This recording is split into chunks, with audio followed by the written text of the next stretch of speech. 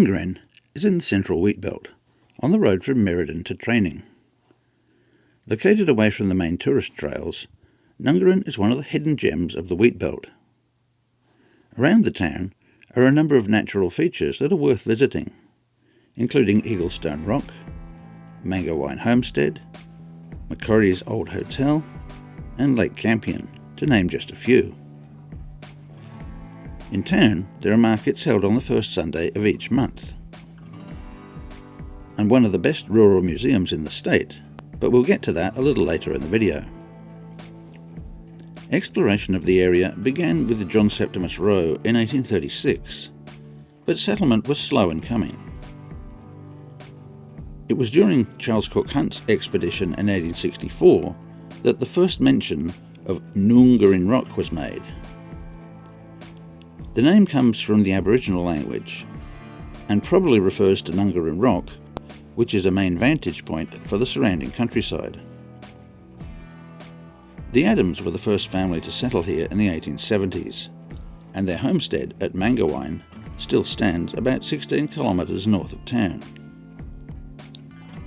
Apart from the occasional passing prospector, the Adams family lived in virtual isolation until new settlers began to arrive in 1909. The name Mangawine appears to be a concatenation of two English words, mango and wine, but in fact it's believed to originate from an Aboriginal word. The homestead was restored and is now the venue for annual events like the Mangawine Festival. There is a campsite at Mangawine as well for those who would like to stay overnight. Grazing was the main industry in the area until about 1909, when the first wheat growing was started. This was to rapidly take over and become the focus of the Shire. In 1911, the railway reached the town, and the town site was finally gazetted the following year. Mining operation was started at Chandler to supply potash as a fertiliser during World War II, but this was quickly abandoned once the war ended, as cheaper sources were available from overseas. The town never really saw a period of rapid development. It remains today a sleepy backwater, doing little more than it has done over the past 100 years. Because it's away from the more travelled routes, it has retained all its outback country charm. During World War II, a large army vehicle workshop and store was constructed in the town. It was the largest such facility in the state at the time. The remaining workshop now houses the Military Museum. The museum has to be one of the most impressive collections of military equipment and farm machinery in the state. During World War II, a large military installation was constructed, including many workshops, stores, and other buildings.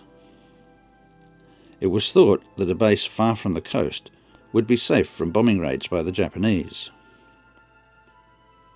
Most of the complex is now gone, but the Sawtooth Workshop building remains as a reminder of just how important some small country towns became during that time of conflict.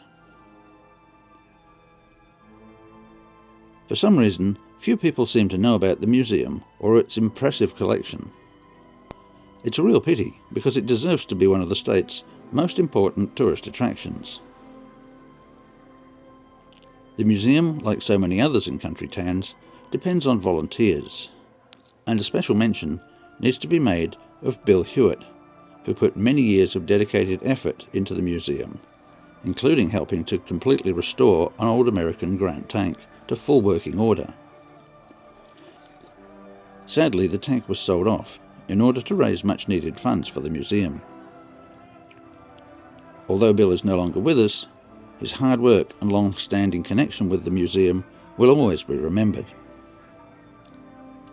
It's thought that the main museum building is the largest timber-clad building in the Southern Hemisphere. Work at the museum is a never-ending project, and in 2022 a $120,000 grant was provided by Lottery West to help the museum add another building, to help protect the growing number of items to be exhibited. Fundraising events at the museum include campfire dinners and big Sunday breakfasts, so if you're in the area, it's worth checking to see what's on at the time. Tour groups visiting the museum can book ahead for lunches to be catered by the museum cafe. You can get more detail on the museum from the link below this video.